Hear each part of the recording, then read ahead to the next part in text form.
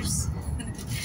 Dito kami sa highway. Bumili kami ng yung cut na yan, dalawa. Bumili kami ng 2 pieces. Tapos nagbigay pa si Madam Elian ng isang free, kaya nagiging 3. Kaya si Ivy lang kasi ang pinababa namin sa sasakyan. Kaya sabi ko, pagdating ni Ivy, sabi niya, nagiging 3, nagdagdag pa ng isa. Magkano yung isang cut dito? Kaya sabi ko, tumungaw ako sa bintana, sabi ko, maraming salamat. Hayda. Hala. Yun sana yung paano sa... saka. Tinitingnan ko yung tindahan ng sa baboy dito. Nag-close na pala. Kaya sabi ko, nagpasalamat ako sa doon sa shop kay kasi teachers yun ni Ivy nung maliit pa sila. Tingnan mo, teacher siya. Pumunta pa nagtrabaho pag walang pasok. Paghapon na kasi nakauwi na, pumunta pa rin sa shop nila. Kaya tingnan mo ang sipag nila. Tapos ito din sa daan kami, tiningnan ko yung isang nagtitinda dyan ng baboy. Sarado. Kaya pataas kami dyan pa sa isang shop, baka siya. Kasi ngayon Lunes, kasi ang mga ibang shop dito pag Monday nagsasarado ang ibang shop dito. Ganyan. Kaya pataas na tayo dito sa ganyan ang view dito sa mundo.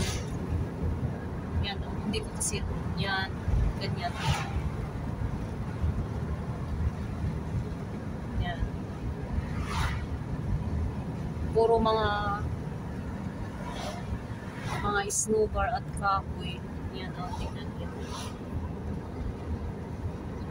Tapos kahit may init, malamig. At saka pabago-bago yung dito tayo sa Raifun. Nandito pa yung isang shop sa nagtitinda ng baboy din. Sarado din. Nako, sabi ko sa iyo Kasi ang mga ibang shop dito, mga ganyan, sarado sila.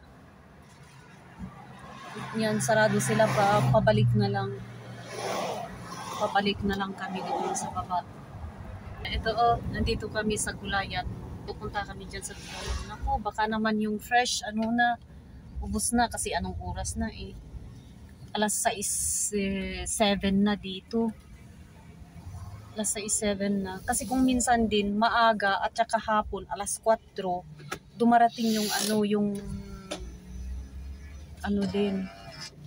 yung gulay. Kaya nako, wala talaga yung tingnan mo pag ganito. Kaya mas maganda talaga yung yung pupunta ka dito bibili mga umaga. Tingnan nyo ubos na yung talagang fresh na yan ang dito. Yan ang mga view dito. Yung gulay ubos na. Diyan ubos na. Ito na lang. Kasi alas 6 na So it's better you want to come to buy something here is you have to early in the morning. Not afternoon because time now is 6. Mga viewers, ito ako. Pipili ako ng carrots.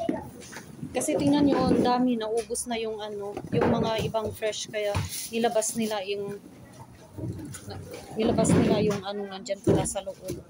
Yan, kasi magpo-close na sila. Ayan naman ang mga nila dito. Kaya kailangan lang patient lang ng choose ka ng meron pa natirang Hayda Akbar.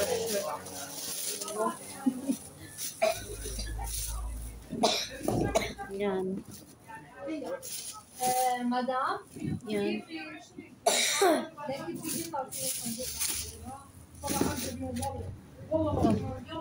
Tingnan mo yung nandun na isang madam, inas niya sa sa cashier kung meron pa na fresh na kamatis. Kaya sabi niya wala, sabi niya yan nag-uusap sila. Yan si madam, ang ganda inaas niya. Tapos sabi naman yung cashier, yung may dito, nagmamanage, wala, ubos na. Yan, enough this one, okay?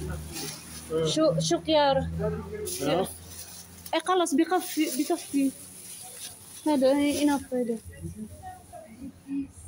Yan. Ito ang lalaki.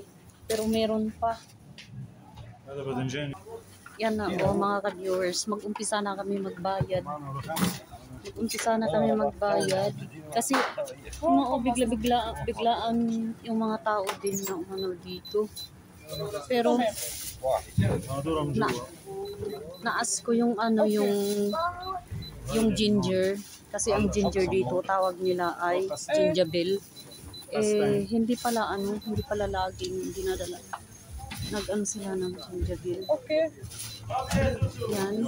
Mafia wara? Okay. Misal tani ano هذيك ولا قولوا برا اخوي عندك قول على فوق الخيار لا tapos